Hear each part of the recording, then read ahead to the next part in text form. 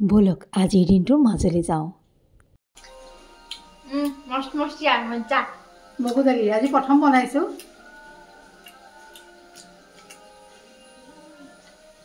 বনাই থাকো খাবলৈকে ভাল লগা হৈছে মস্ত হৈছে ওপৰৰ দাঁতকেইটা আছে দেখিয়ে খাব পাৰিছোঁ বঢ়িয়া লাগিছে।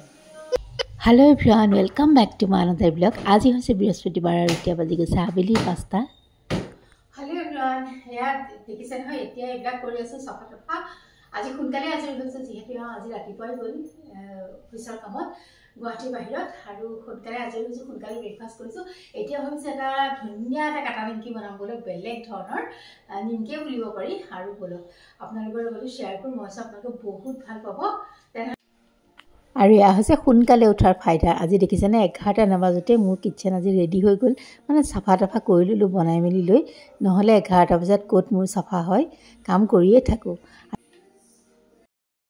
আৰু আজি মাজে মাজে ভইচ অভাৰ দিম দেই। এয়া মই আটা ময়দা 1 কাপ ডাঙৰ কাপেৰে লৈছোঁ। কিয় জানেনে ভইচ অভাৰ দিছোঁ? এনেও দিওঁ, আজি একদম ফুল ভলিউমত গান লগাই থোৱা আছে। ৰিয়াই তেনেকৈ কিবা প্ৰজেক্ট কৰি আছে। আৰু এইফালে লৈছোঁ ধোৱা মগু দালি 1 কাপ। আৰু এই মগু দালিখিনি এটা মই ধুনীয়া পেষ্ট বনাই ল'ম। আচলতে খুব ধুনীয়া ফাইন পেষ্ট হ'ব লাগে।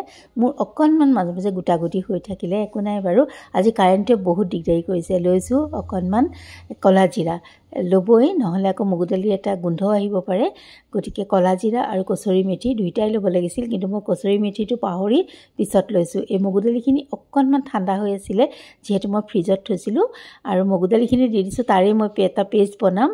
আটাখিনিত দি দিছোঁ, আটা ময়দা যিখিনি আছিলে, আৰু তাতে মই ৰিফাইন তেল দি দিছোঁ। ৰিফাইন তেলখিনি প্ৰথমতেই দিব মগু দালি দিয়াৰ আগতেই, কিন্তু মই পিছত দিলোঁ। আৰু এয়া মই এতিয়া কচুৰি মেথি দি দিছোঁ, আৰু অকণমান বেকিং পাউডাৰ দিছিলোঁ, সেইটো অৱশ্যে দেখুওৱা নহ'লে।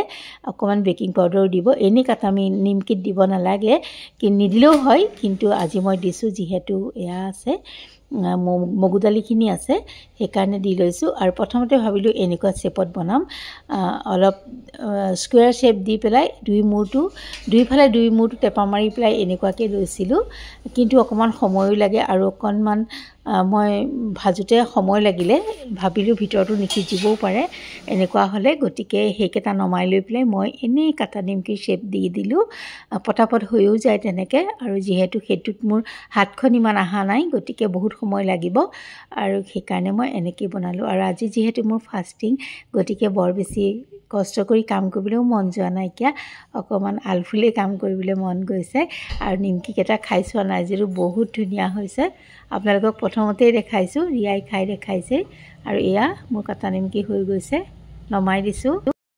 আৰু আজি কাটোতে অকণ শ্বেপটো বেয়া হৈছে, মানে আজি মই কৈছোঁৱেই নহয় মগু দালিখিনি ফ্ৰিজত আছিলে, অলপ ঠাণ্ডা ঠাণ্ডা ভাৱ এটা আছিলে, গতিকে মাৰোঁতে অকণমান এয়া হৈছে। আৰু মই এয়া এফালে কাটি গৈছোঁ, আৰু এফালে গেছৰ ফ্লেমটো কমাই পেলাই ভাজিও গৈছোঁ।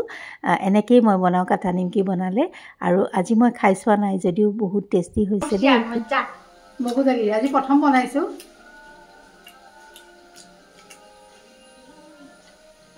ওপৰৰ দাঁতকেইটা আছে দেখিয়ে খাব পাৰিছোঁ বঢ়িয়া লাগিছে। আৰু ইয়াৰ কাষতে মা আছিল, গতিকে মাকো খাই চাব দিলোঁ, মায়েও কৈছে ভাল হৈছে। আৰু আজি মই বস্তুবোৰ দিওঁতে অকণ খেলি মেলি এনেকুৱা হৈছে, গতিকে ভালকৈ দেখাব পৰা নাই। আপোনালোকে যদি এনেকৈ মগু দালিৰ কাটা নিমকি বনাই খোৱা নাই, খাব পাৰে, বিভিন্ন আকৃতি দি পেলাই বনাব পাৰিব। আৰু এয়া যোৱাকালি আবেলি গৈছোঁ, ৰিয়া আৰু মই চিটি চেণ্টাৰ অট'তে গৈছোঁ, তাই কিবা এটা ল'বলগীয়া আছে, গতিকে অকণমান এনেকৈ ৰেকৰ্ড কৰি থৈছিলোঁ, ভিডিঅ' কৰি থৈছিলোঁ, আপোনালোকৰ লগতো অকণমান শ্বেয়াৰ কৰিছোঁ। আৰু যাওঁ নাযাওঁকৈ দেৰিয়ে হৈ গৈছিলে যাওঁতে। তাই বোলে যাবা জানো মা? তাৰপিছত বোলে ব'লা তুমি অকলে অকলে সোমাই থাকা, আজি ওলায়ে যাওঁ। সেয়া গৈ পেলাই চিটি চেণ্টাৰ পালোঁ, আৰু তাতে তাইৰ প্ৰয়োজনীয় দুটামান বস্তু আছিল, সেয়া কিনি মেলি ল'লে। তেনেকৈ আৰু ভিডিঅ' কৰা হোৱা নাইকিয়া, ভিতৰত অকণমান দেখাই দিছোঁ।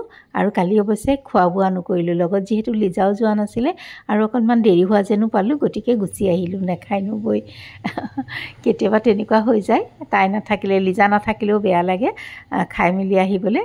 আৰু পেকিং চেকিং কৰি আনিবলৈও সময় যিহেতু নহ'লগৈ আমাৰ, অকণ দেৰিকৈ ওলাই গৈছিলোঁ। আৰু এয়া ইটো সিটো বজাৰ কৰিছোঁ, আৰু ব'লক অকণ দেখাই যাওঁ বাৰু। আৰু এনেকুৱা দেখাবলগীয়া বজাৰ নহয়, সৰু সুৰা এপাক এনেই ওলাই যোৱা, আচলতে আবেলি ভিতৰতে থকাতকৈ এপাক ওলাইহে গৈছিলোঁ।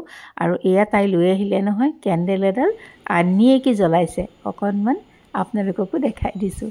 কিমান ধুনীয়া লাগিছে ন, সঁচাই ভাল লাগে। ছোৱালীবোৰ থাকিলে যে এইবিলাক চখ পূৰণ কৰা হয়। আৰু এয়া আজি ৰাতিপুৱাতে ওলাই গৈছে অফিচৰ কামত গুৱাহাটীৰ বাহিৰত। গেট খোলা আছেনে?